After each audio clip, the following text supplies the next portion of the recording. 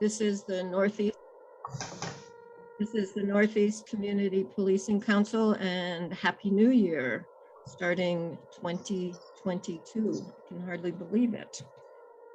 Where did the last 2 years go, right? Welcome everyone. And the first thing on the agenda is I'd like to give a basic overview of who we are and what our role is. And so our mission of the community policing councils is to promote and maintain inclusive, respectful, and cooperative interactions between the community and the Albuquerque Police Department to ensure constitutional community policing reforms are met and sustained. We established community trust with APD. We work closely with them to develop a comprehensive community policing approach that collaboratively identifies and implements strategies to address crime and safety issues. So that is our basic mission. Now I would like to have the council members just do a brief introduction of themselves, and we'll start with my tile, and that would be with Roy. Hi, I'm Roy Turpin. I've been on the council for a little over a year now. I was the vice chair. Welcome, everybody. Okay, James. Hi there. Good afternoon, everybody. I'm new to the council. I came on in November. A native of Albuquerque, business owner. Want to be a voice of the community and support APD and, of course, our community. And thank you for giving me the opportunity. All right, Francine. Okay, so hello everyone, my name is Francine Lopez. I'm a student at the University of New Mexico studying sociology. I work for a nonprofit here in Albuquerque. I have been a part of the Northeast Community Policing Council for 1 year. I want to thank you all for being here tonight and look forward to tonight's meeting. Thanks. Thank you. Troy? Just give me about 2 more minutes and come back to me. Oh, okay. Rick? Let me unmute myself and everything. Hi, I'm Rick Lujan. I'm a new member to the council, about 6 months. I joined the council to help my neighbors and to interact with the APD and the city to improve the relationship between my community, my neighborhood, and APD, especially with during the COVID season. We have a lot of challenges, a lot of things to work on. I've been here in Albuquerque. I'm a native Mexican. I'm from Alamogordo and moved here in '81. I've just completed my 20th year at Sandia after 2 different stints with Sandia, and actually I'm an Aggie again. I'm a returning student at New Mexico State Online to get a cybersecurity degree. So, yay Aggie, sorry Francine. Okay, thanks a lot for attending. We will try to help you all. Okay. Cassandra? Cassandra Morrison, I'm a retired sergeant from the Albuquerque Police Department. Currently self-employed here in Albuquerque as a realtor. I joined the Community Policing Council several years ago and just interested in building a bridge between our community and the police department. Okay. Troy, are you ready to go?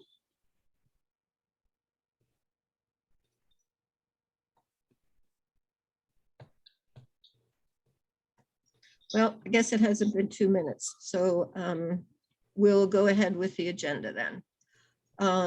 Okay, so the next on the agenda, oh, Troy, go ahead, sorry. All right, sorry about that. I was trying to get kids in. I am Troy Taylor. I've been on the board for 5 years. Been here in Albuquerque for 10.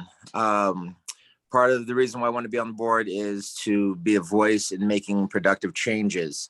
for our community and for everyone here. You know, we have a lot of challenges, a lot of issues, but definitely we want to be a voice to you all. If you all have concerns or issues, feel free to at least bring those to our attention so we can at least try to figure out how we as a board can be a voice for you and helping to make things better, because we're all in the same boat here, trying to get through all of this. So thank you.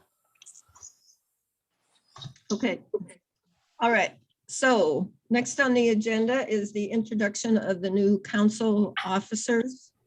I have been the chair for the Northeast for the last 3 years, and I'm going to be stepping down as chair to work on policy review and policy development.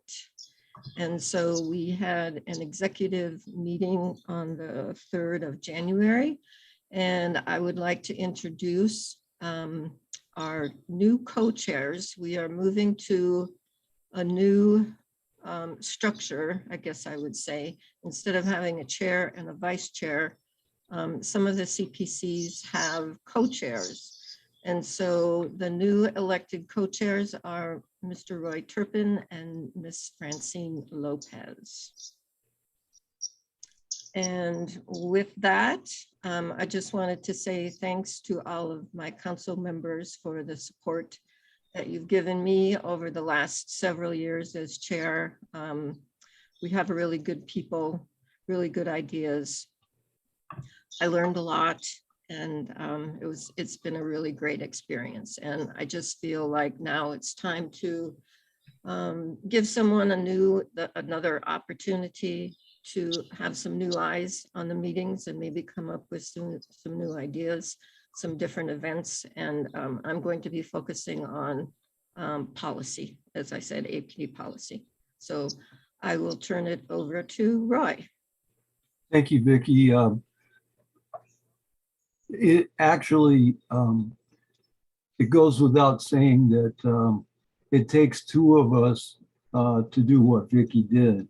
And I'd be remiss if I didn't take a few minutes to thank her on behalf of the council for all the hard work that she's done serving as the chair for 3 years. And as the vice chair, working closely with her on a few things, I saw up close and personal how hard she has worked. So thank you, Vicki. Thank you very much. Welcome. Thank you, Roy. With that, the first order of business will be to amend and approve the January agenda.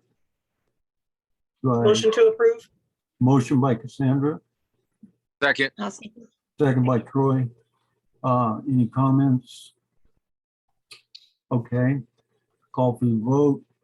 All in favor signify by saying aye. Aye. Aye. Opposed? It passes. Now, we also have to amend and approve the minutes from the November meeting. Do I have a motion? Motion to approve November. Motion by Cassandra, second. By Aye. Rick by- Lujan, Okay, my motion second. all right. Any discussion on the November minutes? Hearing none, all in favor, say aye. Aye. Aye. Aye. Aye. Passes. Okay. Moving right along, we have a guest speaker with us this evening, Mr. Aaron Nieto, who is the Operations Administrator for the City of Albuquerque. Mr. Nieto will speak on the newly established Metro Crime Initiative. So, Mr. Nieto, the floor is yours, and thank you very much for coming this evening. Of course, thank you for having me. And Kelly, would you mind making me a host again? I jumped off because I was on my browser and got back onto the. Yes, you're on. Cool, thank you. So that way I know last time I had a little trouble sharing my screen, so hopefully this time it'll work a little better. So I'm gonna go ahead and try to do that really quick. If you give me just a second here.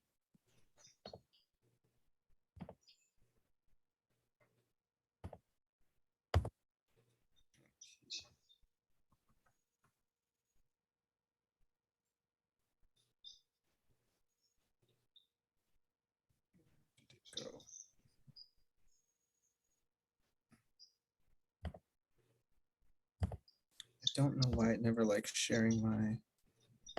Did you get the icon at the bottom? It did. It's just not showing up the screen that I needed to show. So give me one more second here.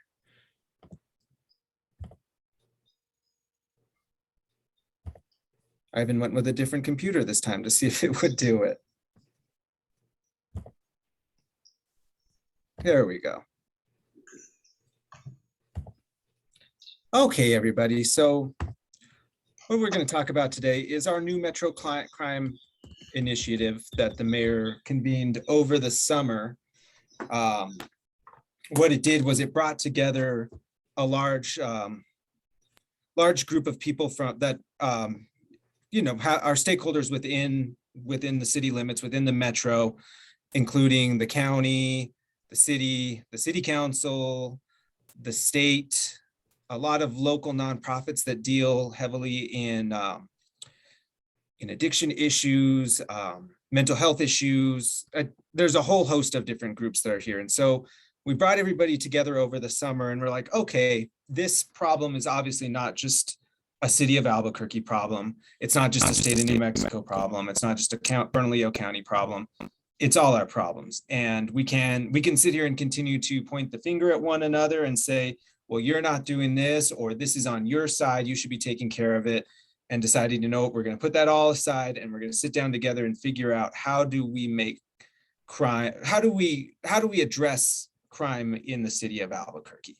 So there's the list that we came up here with is all here on the left-hand side of the screen, and I'll go through them quickly. And then there's a link here that will show us what we've actually gotten to do thus far. And if you don't mind, I'm going to read off of a little piece of paper because I have horrible eyesight and reading off the screen is not always the easiest. So we'll start with the first one, fighting crime. The first obvious one is fully funding public safety agencies. As all of us are familiar with, Albuquerque does have a deficiency in the number of officers on patrol. It's been a systemic problem for the last 10 or so years. We continually hire 100 new officers a year, but 100 officers retire, 100 officers lateral out. Working under a DOJ consent decree is not always the easiest. So we do, it's not just cut and dry of like, well, we need more officers, let's get more officers. But we offer a lot of hiring incentives. We offer longevity incentives. In terms of in that aspect, we are making sure we're comparable to other larger cities in the area. Obviously, we don't have the same funds as Denver, so we're operating at a little bit of a deficiency there as well, but we are working to do that. So that I kind of covered those first three bullet points right there. Expanding crime fighting technologies. So again, we were kind of operating at a deficiency on some of these things. One instance would be ShotSpotter. It's they're cameras that are placed around, or like audio devices that are placed around the city, that if a gunshot's fired, then they can pinpoint where that happened. We can go collect shells. Maybe we can get there in time to see who committed the crime. There's a number of different options that we have with that. We didn't have that up until fall of 2020, I want to say, is when we first got it implemented. And other cities have had that for decades. So something as sophisticated as that to the little speed control cameras that are in your average police cruiser. We didn't have those. They had been deactivated at some point, and we found that out and have got them back. Obviously, again, that with the number of officers we have in the streets, traffic stops are a little harder, but we are at least getting into that realm. And I'm sure if there's any questions on that, we can cover that when we get to that point in the conversation. Cracking down on chop shops in stolen vehicles, that's pretty, and same with extended anti-auto theft and felony warrant partnerships. Those are all things that we've been working with other law enforcement agencies, Bernalillo County Sheriffs, state police, surrounding area police departments to kind of crack down on those things and track where these stolen cars are going, because, you know, these are all things that we, you know, I don't have to explain that to you, that we all know what we've been seeing over the last 10 years. Let's see. Some of these things are a little more, you know, they're just kind of in the weeds on stuff that we need to be doing in terms of catching our police department up with other larger cities and getting them to, you know, so we don't spend so much time tracking down these, you know, smaller, like these things that we could do technologically without putting, you know, a person onto it. So that's what a lot of these things are. And the last thing that I would like to point out is invest in mobile speed enforcement, just because that is one of the things that we have been able to actually get working on. It's difficult.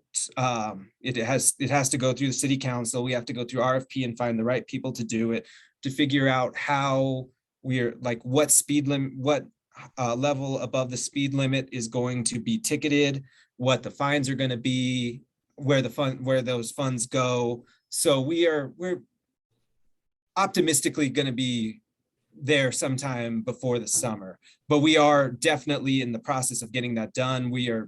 I would say we're probably, I mean, knocking on wood, 50% there. So the next step, these next four, I think, are the most important parts of next 4 or 5 points are the most important parts of the Metro Crime Initiative, because we can try to stop crime all we want with officers, but what it really boils down to is catching crime before it actually occurs. So having more officers on the street can be somewhat of a deterrent, but what we have to really do is look at how are we getting to these crimes happening. So reducing gun violence is the first really big one.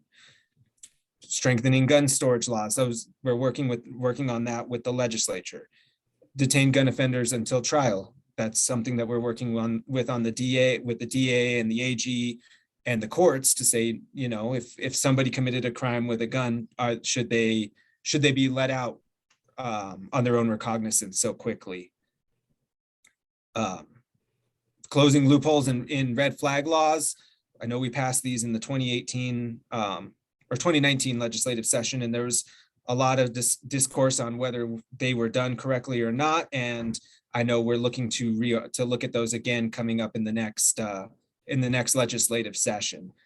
And so that I should have pointed that out at the beginning, my mistake. We do have a legislative session coming up this month, as you all know, and a lot of this we are going to be addressing with the legislature. So when we get there, I will talk to you about some of the points that we are working with the state legislature on.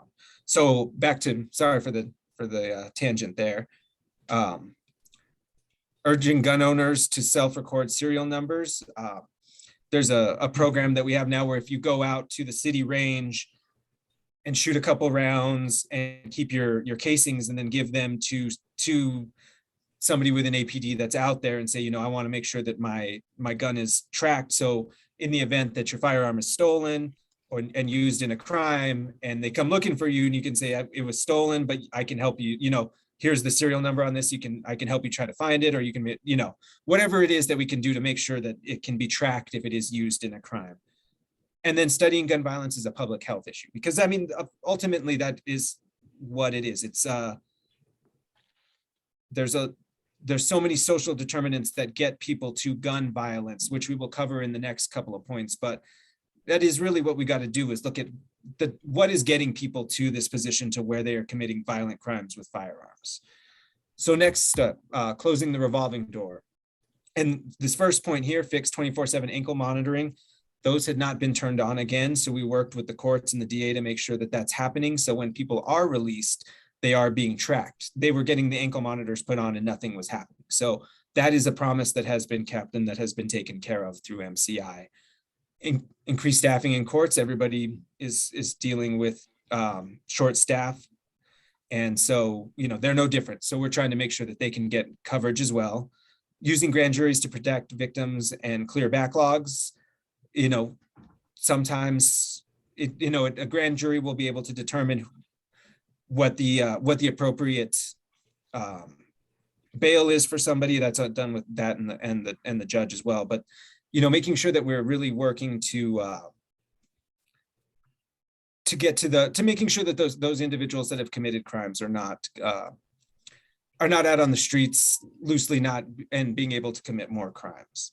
And this one, strengthening diversion, is something that is really important to me, because I think, again, we can focus on crime all we want, but until we address what is getting people to this to where they are desperate enough to commit these kinds of crimes, I think is extremely important to look at. So expanding court order treatment, looking at what is it that is getting this person into this situation, that they are, armed robbery or any sort of any violent crime like that. Is it a mental health issue? Is it a substance abuse issue? There's any number of things. It could be an amalgamation of all of those that are keeping people in a life of crime, and rather than just putting them through the penal system, they go to jail, they spend a couple months there, they come back out, and they end up in the same place because we never actually address those issues. Actually trying to rehabilitate people through the court system, rather than just, a cycle of commit crime, go to jail, get out, commit crime. Increase pre-arrest diversion offers. Again, same thing, drug court, helping people figure out what it is that is getting them into the situation and how we can help them get out. And lowering they're all pretty self-explanatory on the strengthening and diversioning. And I just think it's one of the most important aspects of this. So increasing the number of diversion programs, lowering the cost, and increasing funding and capacity for those special courts are all things that we've really agreed are important for the city. Rebuilding the behavioral health system. So this is something that we really are working on with the county, because the county does have that tax, the behavioral health tax that goes towards funding behavioral health programs. So, and as you can see here, incentivizing new provider services, build peer support programs, which again are also great. It's great for people to hear from somebody who's with shared lived experience, who can say, I've seen where this goes. You don't want to go there. I can, and I'm not somebody that's just preaching to you who doesn't understand what it is. I've lived that life, and I can tell you what it is like and how you need to get out of it. Creating a 24/7 sobering center that kind of falls along the lines of our Gateway Center, which we are working with with our Family and Community Services Department. Turquoise Lodge, who's listed there, Expand Turquoise Lodge. They are already a sobering facility that is operating in the Gibson Health Hub, and working with them to expand their capabilities, and understanding that substance abuse and addiction is a mental health issue that needs to be addressed as a health issue, and not treated as not necessarily jumping straight to crime. Obviously, there's crime that can come along with it, but really, again, it all is really trying to look at these root causes that are keeping people in this lifestyle. Developing a behavioral health career path. So again, trying to get walking people through the system of, okay, we've addressed the situation that you're facing right now. How can we best address this? How can we help you get out of this cycle of crime? And then career training for underserved youth. That one again is pretty self-explanatory. And then lastly, expand violence intervention programs, which is another thing that I think is really great. Our VIP program is I think one of the best things that we've been able to accomplish in our administration. You track these individuals who are committing lower level crimes, but have the propensity to be heading towards violent crime, towards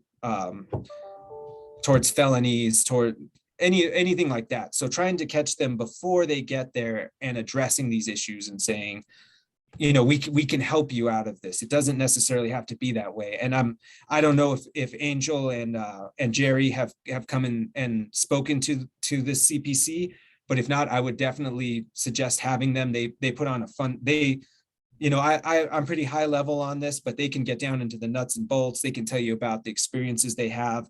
And it's just a wonderful presentation. So I'm going to open one more thing really quick here. And so this one, unfortunately, does not have the same markings as I do. We just updated this slide. So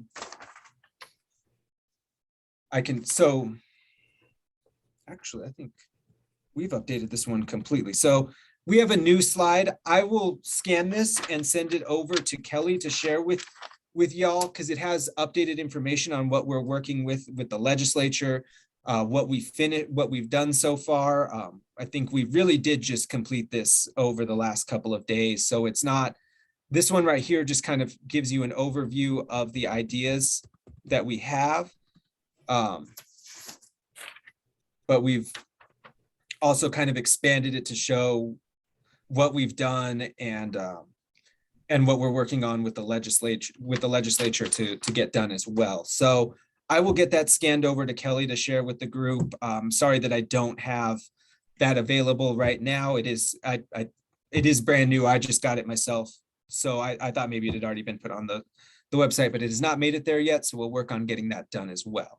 So that kind of concludes my presentation.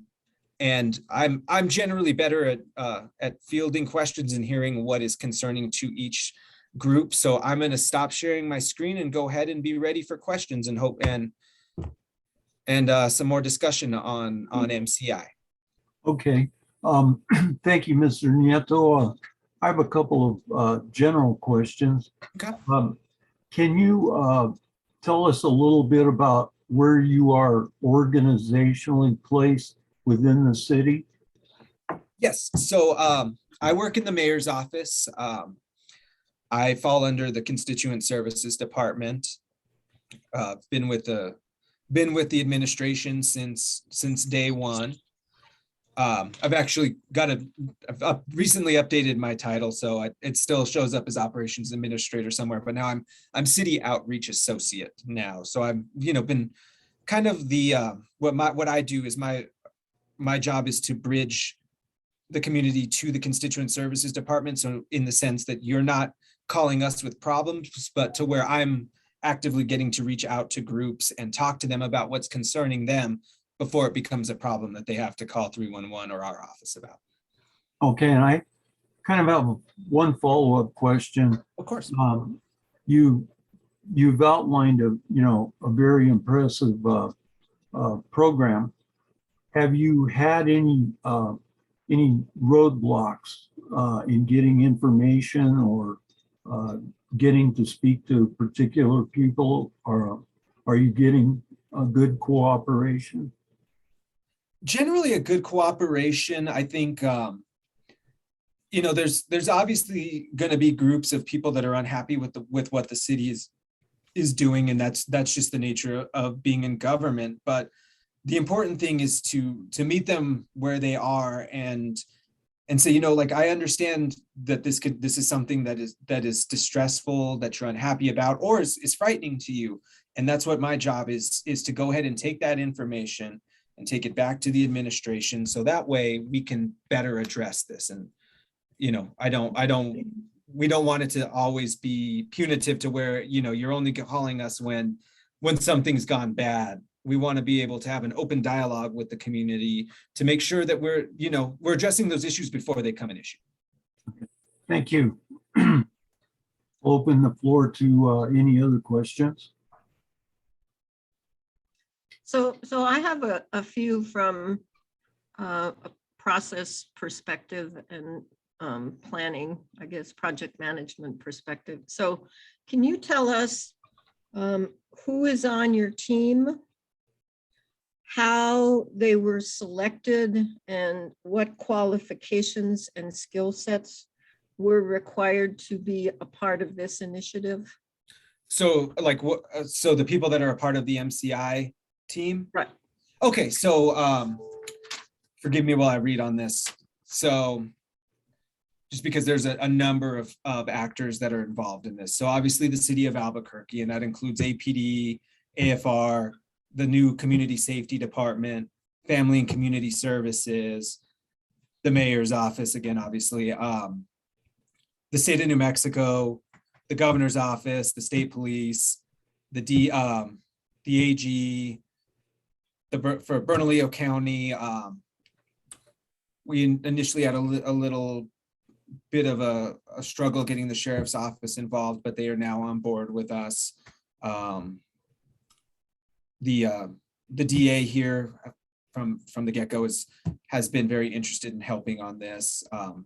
The court, and again, the thing to always remember is that what it seems to have been is everybody was kind of pointing the finger at everybody else, saying like, well, releasing people on their own recognizance is the court's fault. You can't blame the city for that. Or it's, the trial didn't, this person never went to trial. It's the DA's fault. And then just recognizing that we are all in this together, and pointing fingers wasn't going to get us anywhere. So I just wanted to point that out really quick before I continue down my list here. So the public defender is also a part of this. We're working with UNM, CNM, UNM Health Sciences, Endorphin Power Company, which is a local nonprofit that does a lot of work in terms of substance abuse issues and sobriety. First Nations, Serenity Mesa. Let's see, we got quite a few. Highlands University, CNM. And again, and this will all be on the website as well. That'll give you more indication of the larger group at whole. So I mean, when we convened the first one back in June, it was in June when we had the first meeting. We had 40 plus actors involved in this, legislators, county commissioners, city council, representatives and senators. I already said that out. Representatives from the AG's office, from the DA's office, from the governor's office, just up and down the gamut of all the people, all the primary players in this. So the way that we selected them was just people, just both government entities and nonprofits that are working to address the crime issue in their own different ways. Okay.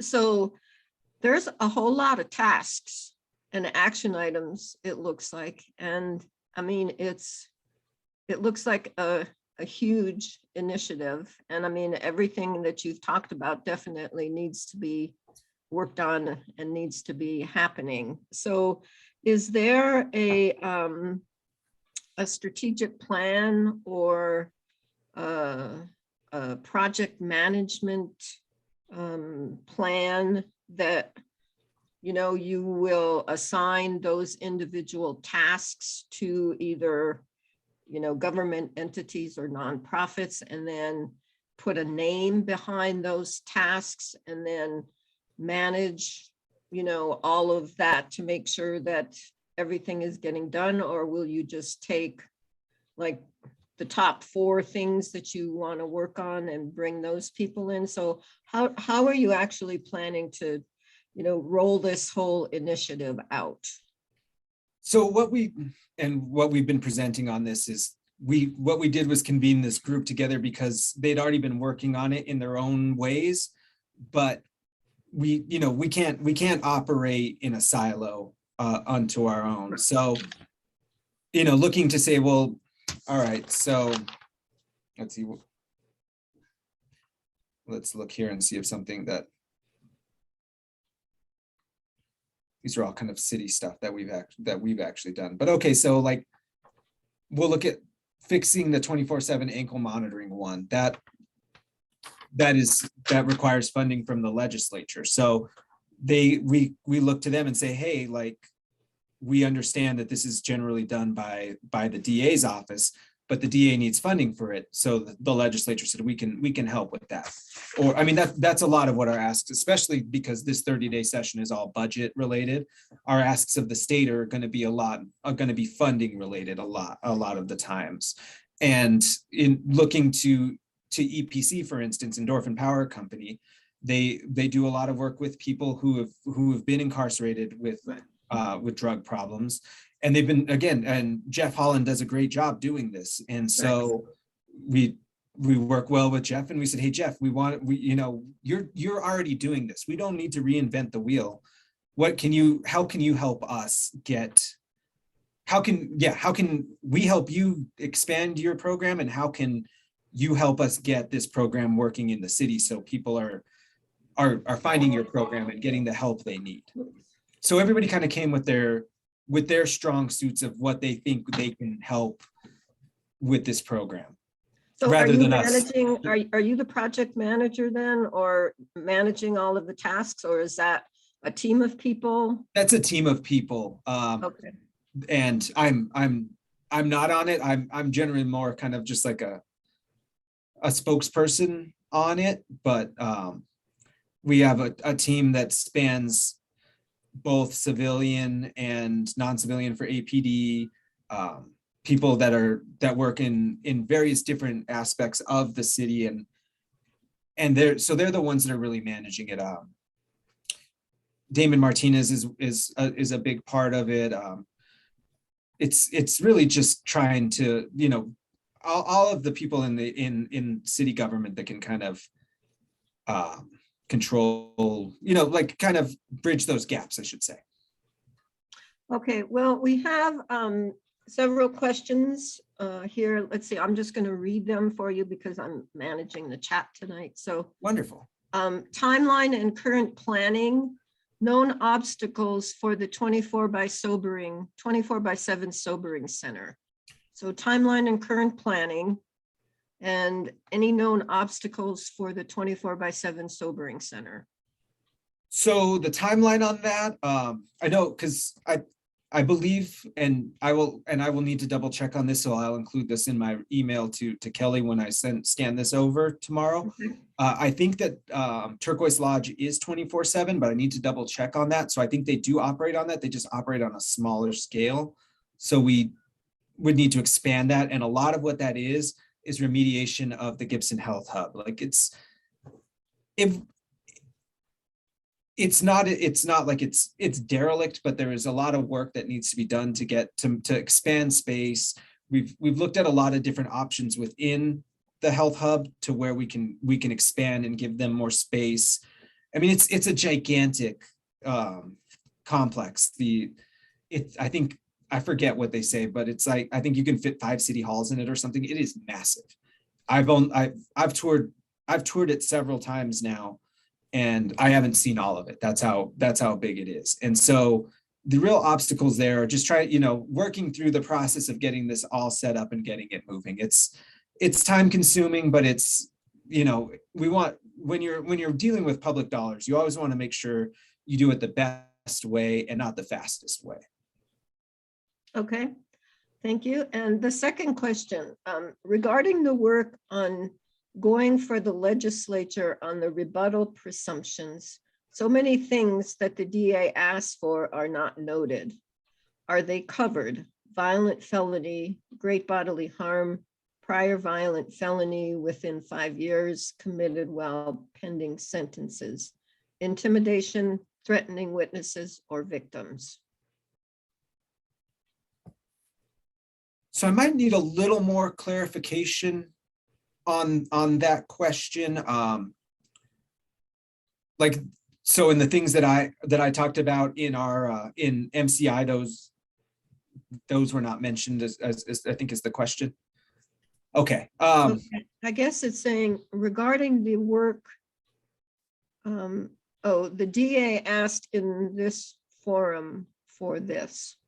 I'm not sure. Let's see. Regarding the work ongoing for the legislature on the rebuttal presumptions, the DA asked, so many things that the DA asked for are not noted. Are they covered?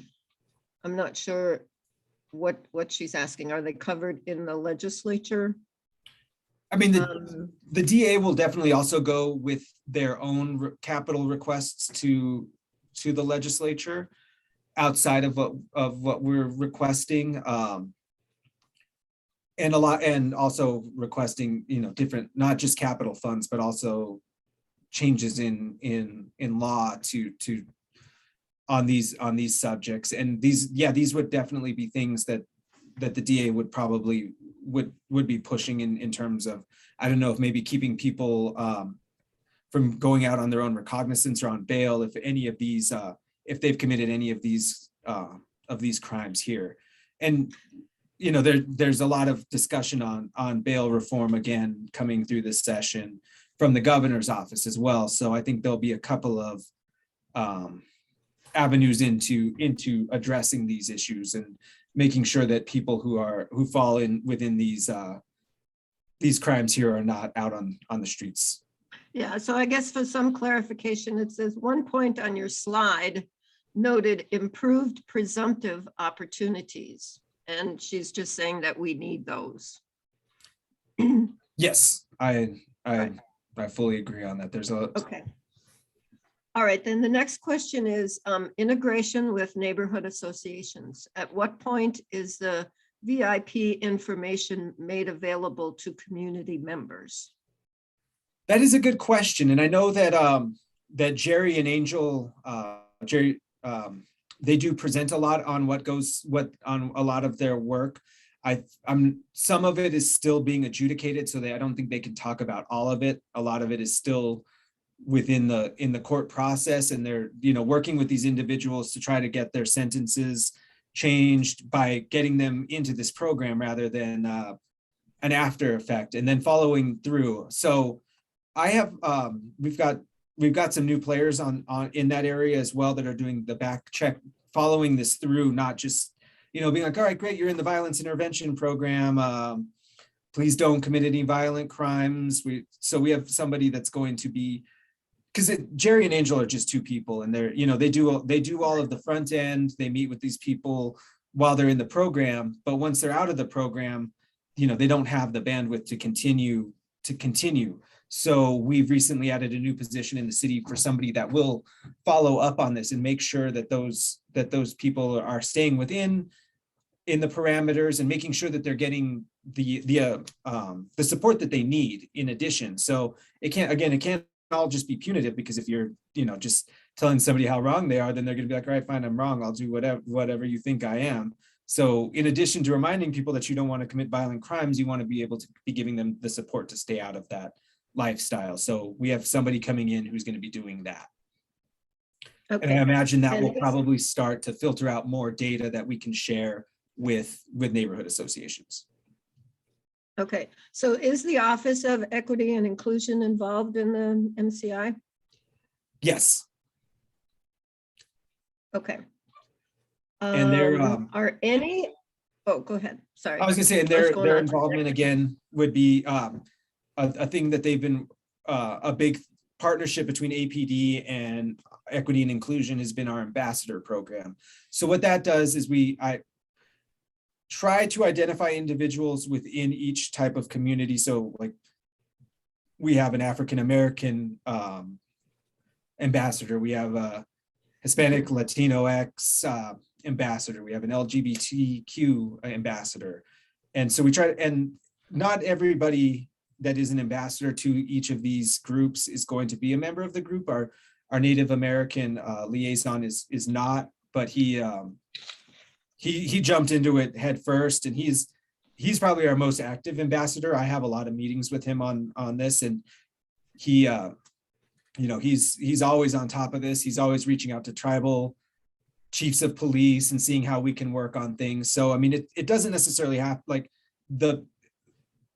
being a member of the community is not the important part. It's the concern for all the community is the big part. So what OEI and APD are doing with this is really trying to build a sense of community with APD, to where it's not just like, there's not an open dialogue unless it's again punitive, where different communities are going to feel threatened by officers, and officers are going to feel threatened by different communities, and trying to bridge that gap and say we don't have to have that antagonistic and it's and it's going to be a challenge. There's a lot of challenges to that. There's a lot of history that has led to why there's fear on either side, and there's, you know, and there's still going to be difficulties of bridging that, but it's something that I think is really important that we're doing. And I think OEI is definitely doing a great job of bridging, of being a mediator and getting individuals involved in these programs. Okay. The next question. Are any of the many current diversion programs being evaluated for their efficiency and effectiveness prior to creating new diversion programs? Yes. So we will look at the original diversion programs, see if it's not broke, there's no reason to fix it. But there are some that need assistance and that need more information, so or need to be better equipped, or any number of things that can make them either more efficient or look and say, this one's not working. We need to address this in a different way. But yes, we are going to look at all the previously used intervention programs. Okay. And then how does the community, how will we be able to monitor the progress of this initiative? So we will continue. So right now what we've been doing has been working on our little report card. So I have this printed one here right now. This is unfortunately is not the one that's on the website, but like this one has updated, and it's obviously going to be too small to see, but it has updated information on, okay, so this is something that we're working on with the legislature. This is something that we've already handled, that we're, you know, so we're going to continue to submit those. Hopefully at some point in the not too distant future, we'll be able to do these things in person, and I can hand out these new things as they come out rather than, you know, having to scan them a day later. But, you know, we are trying to keep a progress report on what we're doing and share that with the community and say, you know, these are steps that we're making. Some people, for better or worse, say that we're a little too camera heavy and put a lot of information out there, but it's important. It's really important to get that information out to the community, because if we're doing it and nobody knows about it, it's, you know, it feels like there's nothing being done. And while it may be incremental change and it's going to take some time, it's good to let the community know, okay, we are making steps in this direction.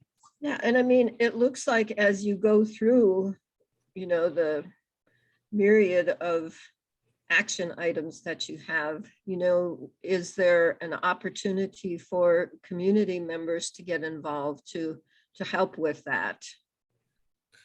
Yes, and I think probably, you know, members of the CPC are going to be some of the first people that we reach out to, because you're obviously have an interest in both how, you know, what the actions of the police department are, and also, you know, and the crime in our city. So obviously you're going to be the ones that we're going to go to first, but also, you know, neighborhood associations not only will have their members on the CPC, but also I speak to a lot of neighborhood associations on various things, and that's another great place to go, or the coalitions.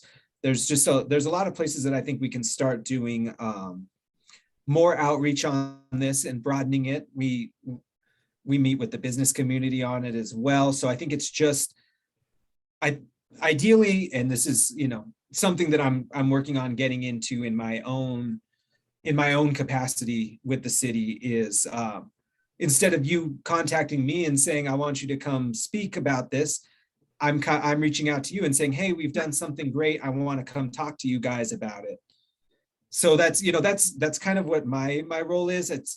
It's a newer role, so it's still evolving as it goes. And I'm still kind of getting a little more of on the reactive end of it, of getting invites, which of course, you know, I don't ever want to stop getting invited to things. I want to do both, but I do want to be more on my end, want to be more proactive in reaching out to the community and presenting on these things and saying, this is where we are now. How do you, like, what are you seeing? How are you feeling about this? Are you seeing an impact in your community? Do you have ideas that we're not maybe addressing? So, you know, another time down the road when, you know, we've had more time to digest this and discuss, we can have that open dialogue and discuss, you know, hey, I don't think that I'm not seeing any effect on this, or have you thought about X, Y, and Z when you're addressing A, B, and C? Okay. I have go ahead, Vicki. No, I was just going to say, Mr. Nieto, if you could put your email address in the chat, there are people that are asking to confirm your email. That's all. Go ahead, Absolutely. Roy. I just had a couple of questions. Do you, just so I can get my head around how you operate, do you have regular like roundtable meetings with the actors that are involved in this? Or is it more on an ad hoc basis where you go to a certain person involved in something you're working on that's part of the Metro Crime Initiative from all these different agencies and groups you've listed? So I guess to frame my question better, do you have regular meetings with the individuals representing these agencies, or do you just contact them as you need them? So over the summer, we were having a lot of meetings over this because obviously things were a little different in terms of the pandemic over the summer. You know, it seemed like for a brief minute there, we were on the downturn there and we're getting back to normal.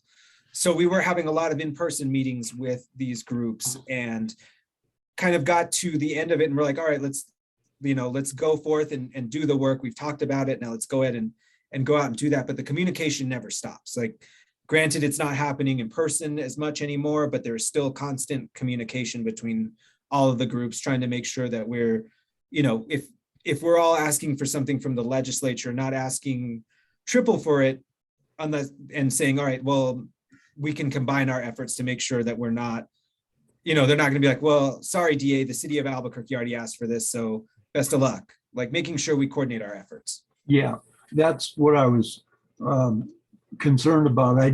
I would hope that there wouldn't be any duplication of efforts, you know. So that's been the entire problem, is that we've again been operating in our silos and staying in our lanes when we could be working together and making things easier if we were all in constant contact. The other thought that I had was I hope that your group is obviously keeping good documentation, and especially wherever any of your work touches on the court-approved settlement agreement, and being able to provide any written documentation to the monitoring team. Have you done that in any of the previous monitor reports? I don't think yet, just because we really just had kind of have gotten this all straightened out through the end of August. Okay. So I don't think we would have, we can let them know what we're doing, but it's still, they're going to wait to see that there's a change in crime in the city. And I don't think we're not there yet to say, okay, MCI has changed things. We gotta make those changes before we can get there. But our team is very data driven and paying attention to those metrics and making sure that they are being documented and making sure that we can prove one way or another whether this is working or not. So that the people that were picked from our team to be on MCI are very data driven, very focused on that kind of thing, and making sure that it's not just a lot of talk and nothing to back it up. Okay. Thank you. Of course. I have a couple of comments. First of all, number one, Aaron, thank you for coming and meeting with us this evening. A couple of questions I have are, the administration has been in for a few years, and we have some really great laws that are on the books, but they seem to want to struggle to enforce those laws. And I think that's a great place to start, whether it's with the ankle bracelets or CYFD or on and on and on. It's the same this summer as I was hearing. They want to bring the vans back to start giving tickets, but yet the city council is, from what I'm seeing, is kind of not in tune with that. But boy, if we could certainly start to get them to enforce the laws, I think that's a great place to start. But it seems as though our mayor wants to be a little softer side on that, especially with the panhandling, which is just encouraging drugs and on and on. I know there is some mental health issues out there, but I think it's going to start with enforcing some of these laws that are out there. I think you have great plans, but it seems as though, as I've been on more committees, councils, and associations, they just seem to move slow as molasses. I know we have another 4 more years, but I think one of the best places to start as somebody that's in the trenches every day is, again, enforcing some of these laws. And again, thank you for sharing your time with us this afternoon. Of course, thank you. And you know, in terms of panhandling, you know, we did go to court on that, and the ACLU sued us because the tactic that, and I'm sure there was a good reason for this. This happened while we were still campaigning back in 2017. What the city council elected to do when they passed the law was to penalize individuals who were giving money to panhandlers. Because I guess there, you know, there was not a lot that they thought that they could do in terms of to the panhandler themselves. So they went after the person who's giving the money to panhandlers. And what that was proven to be was an infringement on an individual's freedom of speech. So we have to go back to the drawing board on those kinds of things. It's, you know, that's why there needs to be some caution in what we do before we do it, because, you know, it seemed like, all right, well, they figured out how to stop panhandling. We'll ticket Aaron Nieto because he gave a guy $5 on the side of the road. But then it was the court said, no, Aaron Nieto can do with his $5 as he so chooses. And if he wants to give it to this fellow on the side of the road, that's his business. If he wants to do anything aside from ripping it and burning it, that's his business. So that's where we run into these issues. That's why, you know, I think it was, again, important to bring all of these actors to the table. So that way we're not running into, like, you know, running into these issues where we pass a law that we can't enforce and is struck down by the courts. So I think it was important to bring everybody to the table to discuss that and make sure that we all have a clearer vision of, like, okay, government thinks this way, but nonprofit thinks this way. Government passes a law, nonprofit's going to sue the government. Instead, we come together in the beginning and make something that is actually enforceable and good for the community. So I'm you know, it is one of those things where if we'd have lost in this election, the work that we did over the summer could potentially just be out the window, because then that mayor didn't believe what we were doing was the right thing. Or 4 years from now, if we don't run again, or if we lose, or whatever happens 4 years from now, somebody could come in and say, I think this is awful and I don't want to do it anymore. So those are the difficulties. But I think there are some things that are in this program that we can address that are already on the books that we can try to make better. Thank you. Do we have any other questions in the chat, Vicki? I think that's all of the questions that I'm seeing in the chat this evening, Roy. Okay. Well, Mr. Nieto, again, thank you very much for your presentation. We really appreciate it. And I hope that you can come back to us at some point in the future and report back to us on any, you know, successes or roadblocks or anything. Just, you know, we really appreciate it. And thank you for taking the time out of your evening to be with us. Of course, thank you for having me. And that's my email address. If you think of anything else, send it to me and I will, if I don't have an answer, I'll track it down. And I really appreciate y'all inviting me to come and speak. And I would love to come in and join y'all again sometime soon. Thank you. Thank you, guys. Have a good evening. You too. Bye-bye. Without further ado, moving along, we have old business, the November community question results. One thing we started doing for those viewers who are new, our council decided sometime back that we would have questions for attendees to respond to. And in November, the question was, do you support the Northeast Community Policing Council in their effort to explore how policies are affecting field officers' performance and in turn, public safety? And 100% of attendees responded in the affirmative. So, and we will be having a question in a little bit. I don't, being a new person in this chair, I guess I should ask Kelly. Kelly, will you put the question out when we need it out, or? Just let me know when. There's a little information we'll show and we'll put the question up. Okay, yeah, we've got a couple of things to cover and then we'll get into it. Okay, under new business, do we have any recommendations in the hopper that we need to discuss or find out? I believe there were 2 recommendations that Willie talked about. Yeah,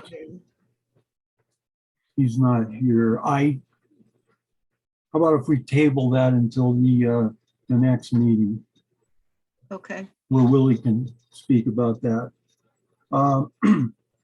Now, we'll put out the January community poll.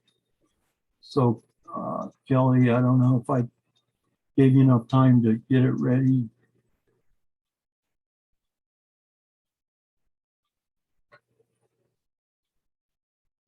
And basically, what you're seeing here is a representation of staffing in APD, comparing the year 2017 and 2021. And the question that we want everybody to respond to this evening in the chat is, do you think that there are too many leadership roles within APD that are not effective or efficient? And you, of course, only have one choice you can make. So if you will, take some time and answer that, we would really appreciate it. And just looking at the numbers, you can see a dramatic increase in the higher ranks within APD. And I think further research done by our council and possibly other CPC councils, we can determine whether there's a need for these increases, what the need is, get some more detail on it.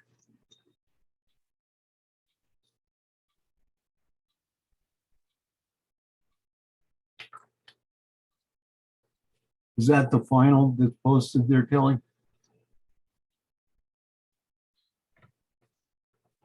Okay, looks like we've got a 50-50 split. There's still a few people who haven't voted. Okay. So for those of you who haven't voted yet, please take a second to add your feelings about this question.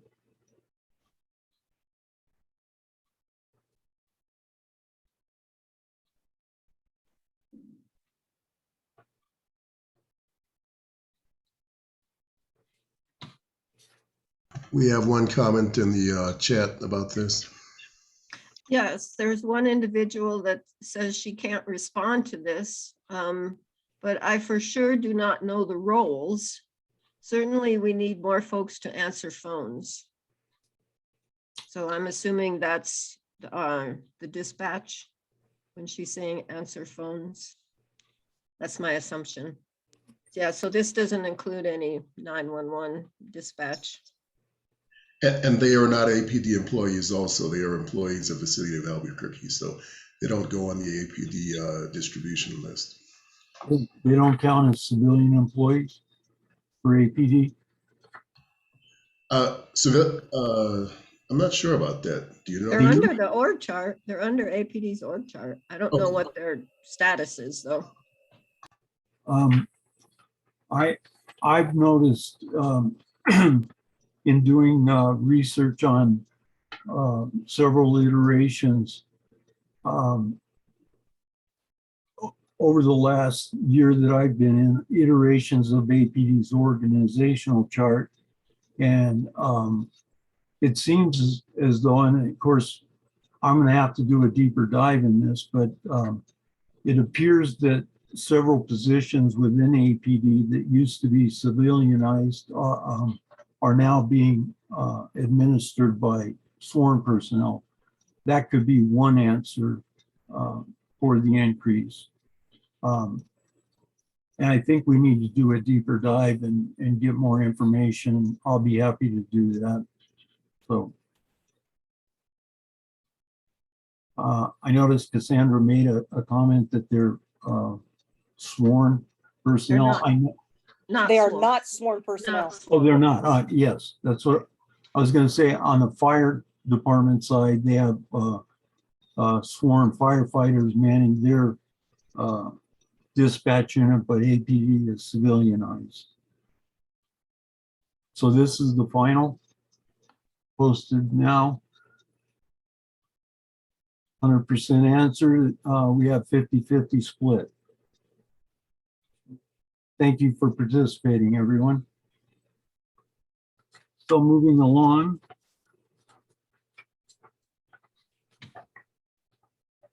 We will we'll now go to the APD portion of the presentation. Commander Weber, I'll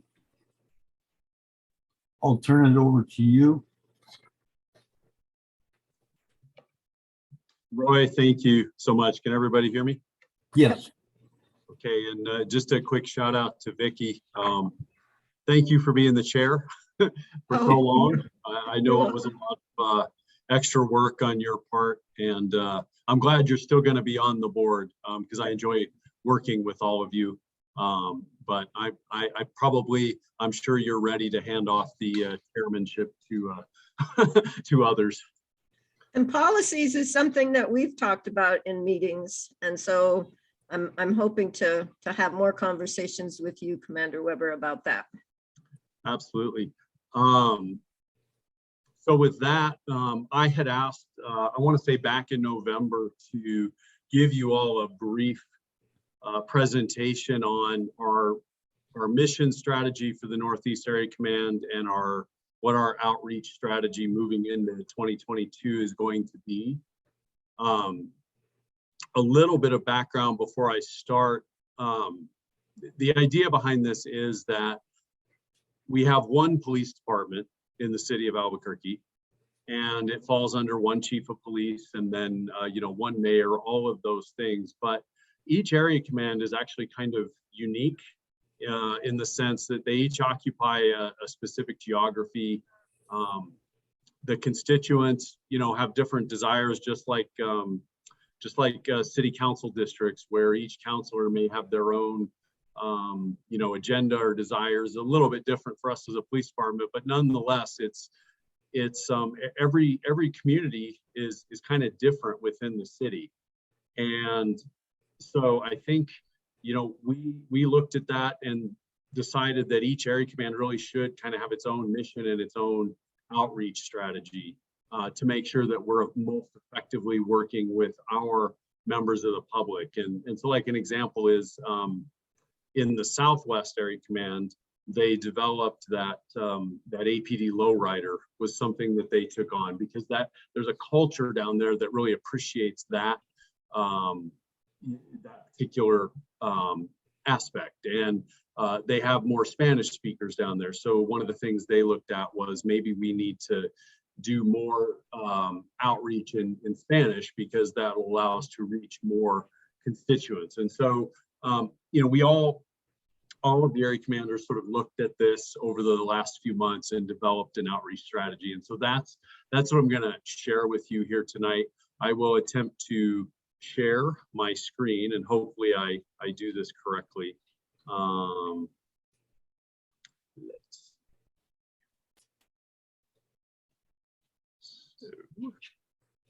Hopefully you are seeing what I'm seeing, which is our the write-up of our engagement plan.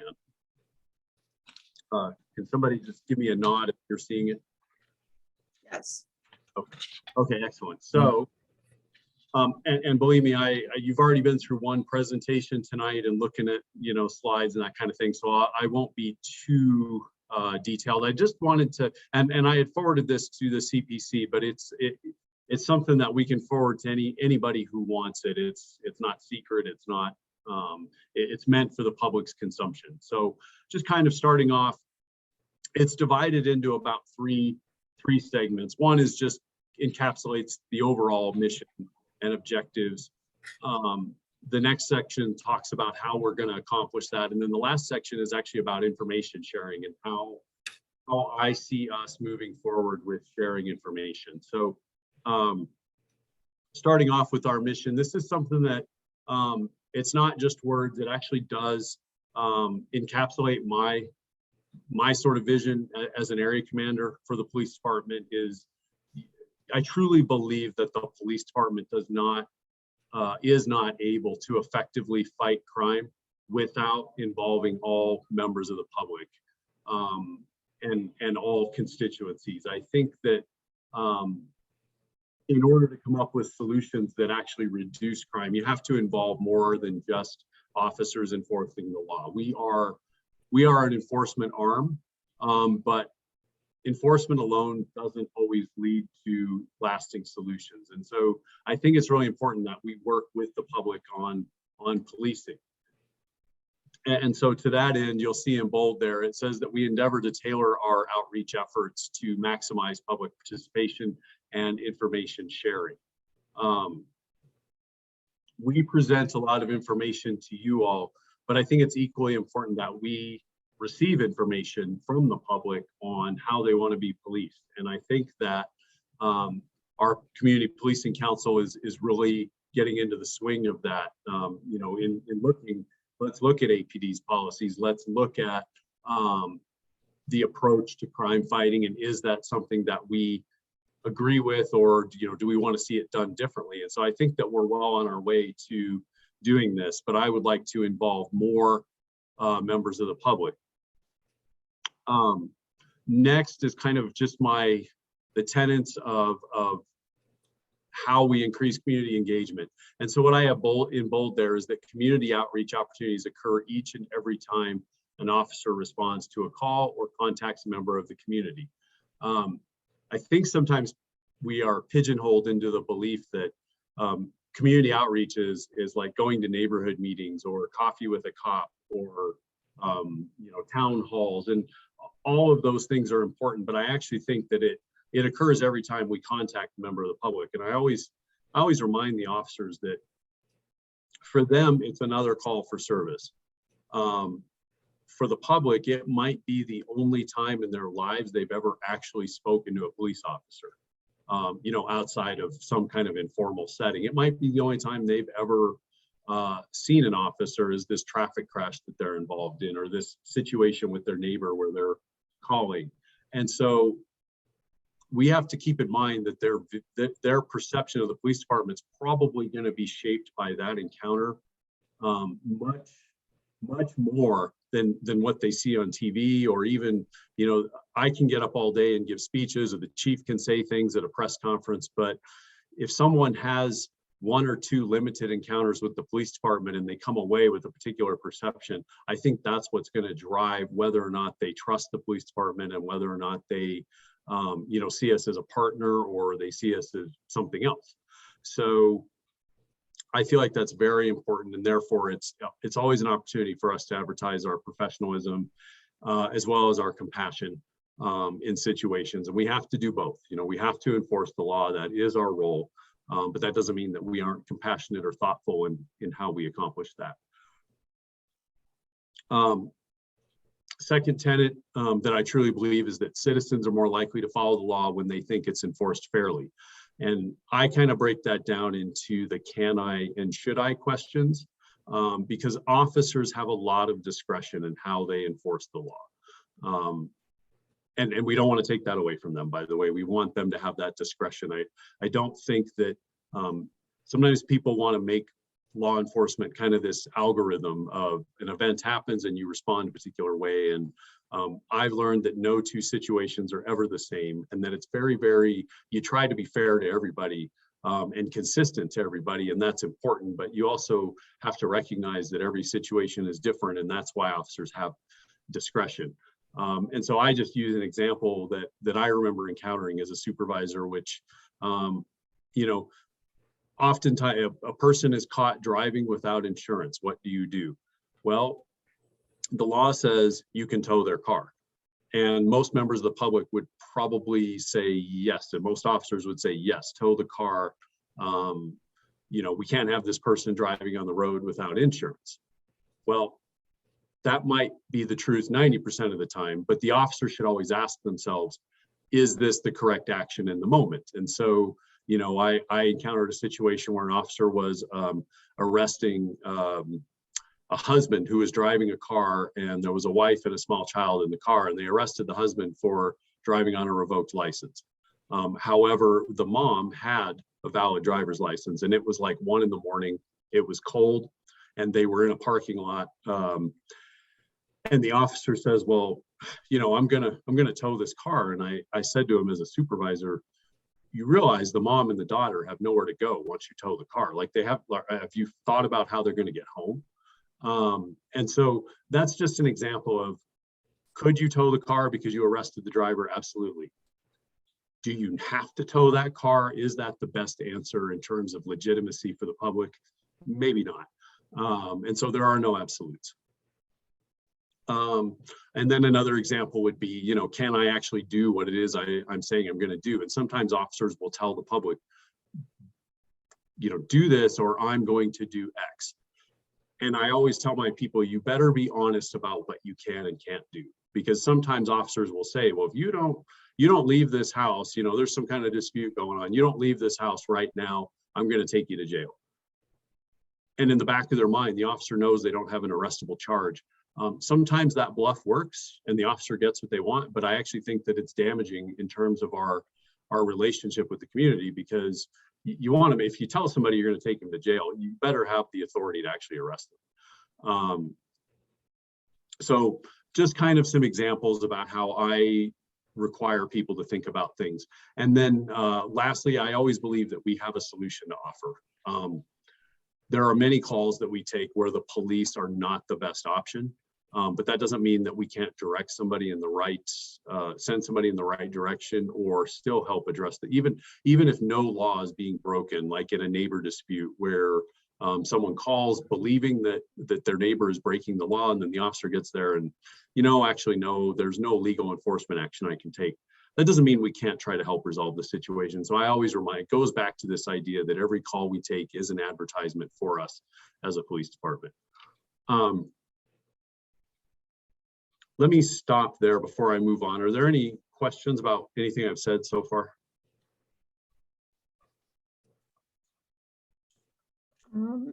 I don't see any in the chat.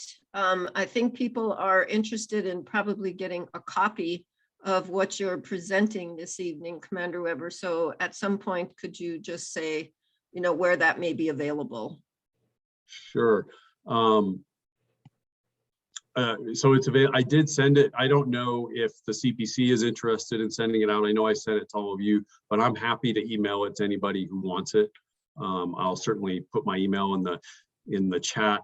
I thought about including it with a newsletter, but we've actually, let me going off on a tangent for a second. We're really trying to get some of our community business partners to start printing and not just sending the newsletter electronically, but I'm trying to get some of our community partners to publish and, post the newsletter if they operate a location that's frequented by the public. So I try to keep those newsletters short, but certainly I could send this out as an attachment, a separate attachment to the newsletter as well. But yes, happy to give it to them. Okay, thank you. So those are kind of the tenets and the philosophy. The objectives over the next year or so for the area command, as I see it, is because policing is a partnership, I always work to try and increase the number of coalitions. I ask the lieutenants and the sergeants to work on that, and they do it very successfully. We've really increased our number of business coalitions, our number of neighborhood watches, all that, neighborhood associations. We're going to continue to do that because I do think that, as I said before, our ability to fight crime is directly related to our ability. The more members of the public that speak to us, the better. This was a goal kind of last year and it never materialized because I just got too underwater. So this year it is a goal again, and that's to have the officers do more partner building with faith-based groups. And the reason for that is that a lot of times what we're trying to accomplish is get people who are not already involved in some way with the police department to have an outlet to get involved. And so events like Coffee with a Cop, what I found is the people who attend those events are the same people that go to their neighborhood watch meetings, and they're the same people who might participate in a forum like this. And so we're not really expanding who we're speaking with. I'm trying to find ways to reach out to people who maybe don't trust the police department or who want nothing to do with us, because that's ultimately where we're trying to go, is to build more trust in the community. And so my belief is, we'll see if it proves true or not. My belief is that many of those individuals may at least be connected to a faith-based organization that can kind of help us start to get out to them. And then that kind of goes into the last thing, which is I'm trying to find ways to identify individuals who just don't want to be involved at all and see how we can get them involved. So much of, there's so much information out there about police departments and what they do or don't do, and statistics and all of these things. And I think I've found that as people, if they attend a community, if they attend a meeting, or if they go to a Citizens Police Academy, if they have time, and they're willing to sort of take that step, and we have frank discussions with them, what I find is that much of the reasons that they distrust the police department start to melt away. And that's, again, the goal. And it goes directly to reducing crime. You had a lot of information presented kind of coincidentally earlier about the Metro Crime Initiative and how it takes multiple steps and we have to address it multiple ways. One of the challenges the police department faces all the time is we will respond to a shooting and no one will cooperate, to include the victim. So we have people that are in the hospital with life-altering injuries, and they will often not want to cooperate. And I don't know if all of that's fixable, because sometimes the reason they don't want to cooperate is they're involved in a lot of criminal activity, and that's how they got hurt to begin with. So the last people they want involved in their lives are the police department. Right. But even so, we've seen the VIP program be very successful. We've seen the social work outreach part of it be very successful.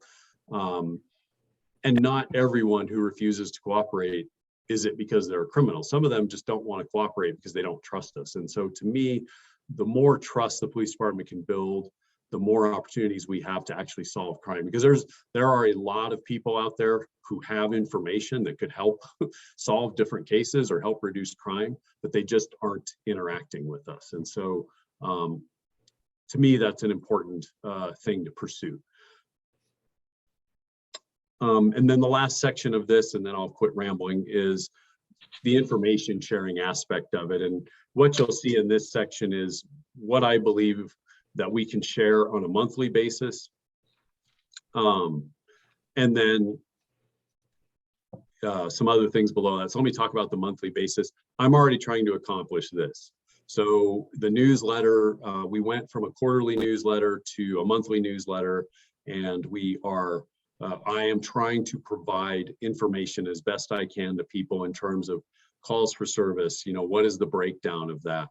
Our use of force data. So I don't know that, other than an annual report that came out that probably most people had no idea how to access or even knew it existed, there wasn't a lot of information out in the public on police use of force. So for this area command, I put those numbers out in the newsletter now.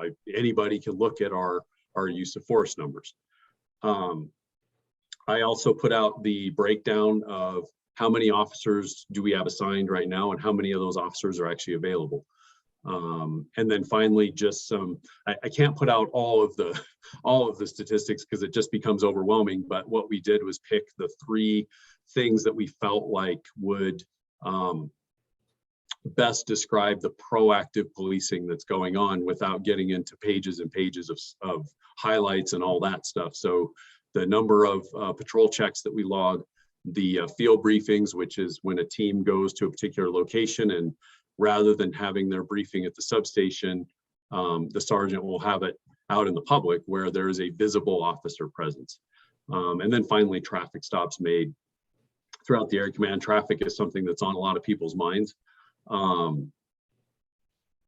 We have yet to start putting in the newsletter the list of community engagement events, but part of that is me getting ahead of, or us getting ahead of, knowing when those are going to occur and then advertising them in the newsletter. And so we're going to continue to work on that, reaching out to the coalitions and saying, hey, if you're going to have a meeting, February 10th, can you let us know so we can put that out there? Cop on the corner, where citizens can attend briefings. That I had to halt just momentarily because we are actually switching our patrol schedule, which you'll see in my comments in the newsletter that I'm about to put out to everybody, I think tomorrow, in order to more efficiently use the resources we have, because we are so short-staffed, and it's no secret. We are trying to more efficiently use the patrol officers that we do have. So we're going to a 12-hour shift, and that will be effective next month. And because of that, whenever we do a shift change like that, the officers are allowed to bid, as are the supervisors. And so I don't know who my supervisors are yet for next month. So I really can't ask for, hey, where are you going to be? When can citizens come to a briefing? So we will pick that up once I have new supervisors established. Lastly, information that's going to be shared on a semi-annual basis, and we did do this in December, and I think we'll be doing it again in June or May, whenever the next report is published. Anytime the monitor publishes a report, I will be sending that out as a separate attachment with the newsletter. And then with records, because all I can send out is calls for service data, when I do get vetted information that's reported to the FBI officially by the department, that is something I'll be sending out semi-annually. Below that, it describes kind of how we're going to move, how we're going to get this information out. And I don't think I'm going to sit here and read all of that, but certainly the public can. I do want to try to have semi-annual meetings where we work with the Office of Neighborhood Coordination and get people to meetings. The January one is not going to happen this year because of the unfortunate resurgence, or however you want to look at it, where we're kind of restricting our public contact again because we have to.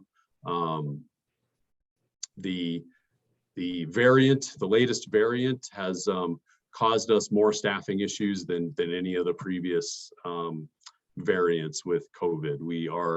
We have a number of people, because of the public health order, when they test positive, of course, we quarantine them from the public, even though many of them don't have symptoms. So it has really affected us this time around because we're seeing it spread more than we ever did before. But hopefully a meeting like that can occur in the near future. And that's kind of it. I had some short and long-term goals in there, but I think, in the interest of time, I'll kind of stop there and answer any questions anyone might have. Thank you, Commander Weber. That's a great presentation. So any questions from the Yes, council members? yes. One question we have is, do we have a new crime prevention specialist yet? My favorite question, because I care very much about that since I'm fielding most of those complaints. Yeah. So we're actually doing interviews next week. So we have several applicants that appear to be qualified. And so we're doing interviews next week. And so I would hope to have somebody on board very soon. Sometimes the HR process doesn't move as fast as I would like it to, but we will get there. Okay.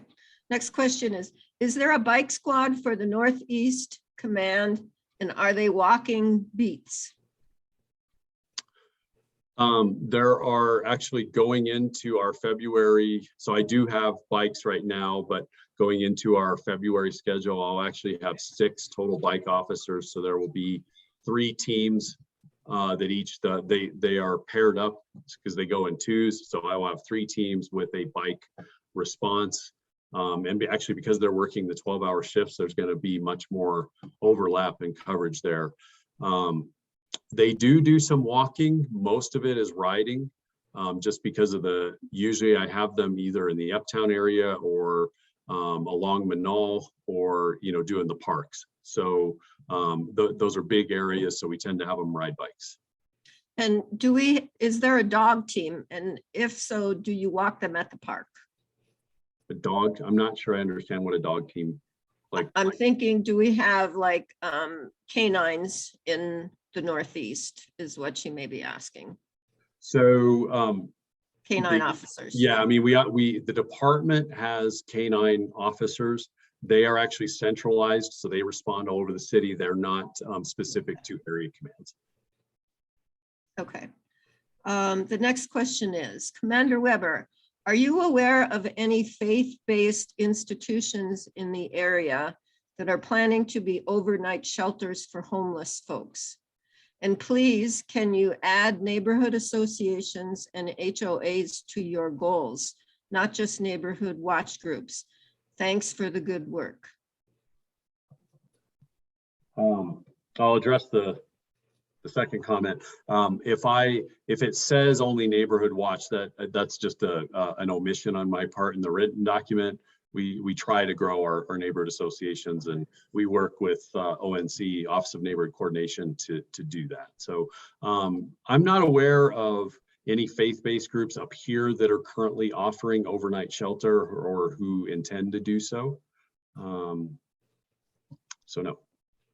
Okay, the next question is, how can the mayor assist in finding by putting more positions, maybe funding? How can the mayor assist in funding by putting more positions for answering calls and triage level 1 issues, releasing the police to work on higher level calls? Public positions answering stations used to have this years ago, as I understand. I'm not sure I fully understand. I'll take a stab at what I think is being meant. So in terms of the freeing up officers to respond to higher level calls, Yeah, I think so. that is the goal of the 3rd Public Safety Department, Albuquerque Community Safety. And it actually reminds me to tell you that we have now posted their latest PowerPoint to the Area Command website. So if you go to the Northeast Area Command website, you will see their latest, and it breaks down, why they exist and how they're structured and where they're at in terms of being fully staffed. All that stuff is broken down, and of course it'll be getting updated, but that goal is to reduce officers responding to things where they're not necessarily needed. Right, okay, so. Possibly just to follow up on that, Vicki, I can give some historical perspective, and that might address the last part of that person's question. Does APD still have a telephone report unit? Yes, it's been expanded, in fact. Okay. They actually handle more. We've expanded what they handle because it used to be very limited. The other thing that they're working on is getting kiosks that we can put out in different locations. Obviously they'd be city locations where people can file, if they don't have access to a computer or whatever, they can actually go to that location and still fill out an online police report. Thanks. So there's another comment and question. It appears the car noise has stopped for a while. Is that related to police activity or time of year? Well, first I'm gonna knock on my desk, which happens to be wood, because that's a good thing. If you're out there and you feel like it's less, then I'm ecstatic about that. And if I was a better politician, I would probably just claim credit for that. But I actually do think it's probably more related to the weather. Now we continue to actively try to address that. In fact, we're running a what we call a TAC plan right now to target modified exhausts. And then I know that the chief's office is still looking into how they can potentially either civilly or criminally go after shops that are within the city that are installing these devices, knowing that it's against the city ordinance for people to have them. So and that's a legal thing that I'm not going to comment on. But yeah, I mean, we always actively work to address it, and we're working to address it right now. But I would probably have to say it's more due to the fact that gathering in large crowds outside when it's 15 degrees is probably just not as attractive. Yeah. Okay. That's all we have in the chat so far, Roy. Okay. Sergeant Symes, it's good to see you again. Can you avail us with your crime statistics? Yeah, will do. So for December of 2021, I'll go through the crimes pertaining to property crime. Larceny 103, auto burglary 30, residential burglary 13, commercial burglary 47, auto theft 56, and disturbance 83. Those crimes pertaining to that of people, family offense or domestic violence 222, aggravated assault battery 55, robbery 49, happy to report 0 for homicide, and criminal sexual penetration 6. In terms of call volume for the entire month, it was 7,445. Moving on to the force data for last month, Northeast Area Command had 3 level 1s, 3 level 2s, and no level 3s, so a total of 6 uses of force for the entire month. That was out of yeah. And then the force per 1,000 calls statistic, we're sitting at 0.8 for the month of December.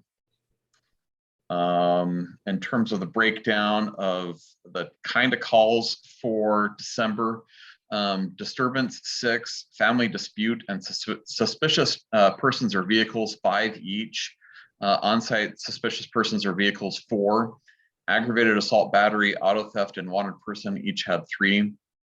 Drunk driver and suicide both had 2.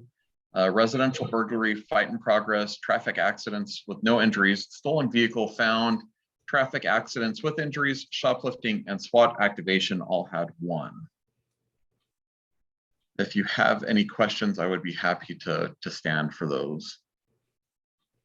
I don't have any questions. Does any of the council have any questions? Do we have any questions in the chat? No, we have one comment. Commander Weber, thank you so much for your presentation and for all that you do for the Northeast area. I'll second that. I'll third it. Do we have anything on SOP update?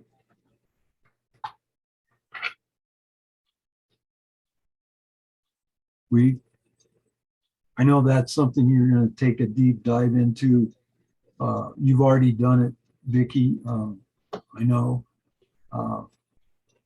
But there's nothing that I know of that's pending. So we can move on to recruitment. Do we have anybody here this evening for recruitment? Okay. All right. Moving on, Kelly. So if you want me to, so Cassandra is asking about reading the recommendations into the record. I mean, Oh. I have those two recommendations. Would you read them? If you wanted me to read those, they're kind of, they're not official yet. We need to put them into a format, but I'd be happy to read those tonight so we can get them into the public forum. If everybody's in agreement with that, I can do that now. I think that's a great idea. Thank you, Cassandra, for bringing that up. And if you My would. pleasure. Okay, so bear with me here. The first one is the major stumbling block for the termination of the CASA agreement and DOJ oversight is the backlog of the use of force investigations, numbering somewhere around 667 as the impetus for the CASA and APD's inappropriate use of force, especially involving individuals with mental illness. These use of force investigations can take at least 6 hours of field supervisors' time to review the entire footage of that officer's shift. The incident itself may only involve 90 minutes of footage.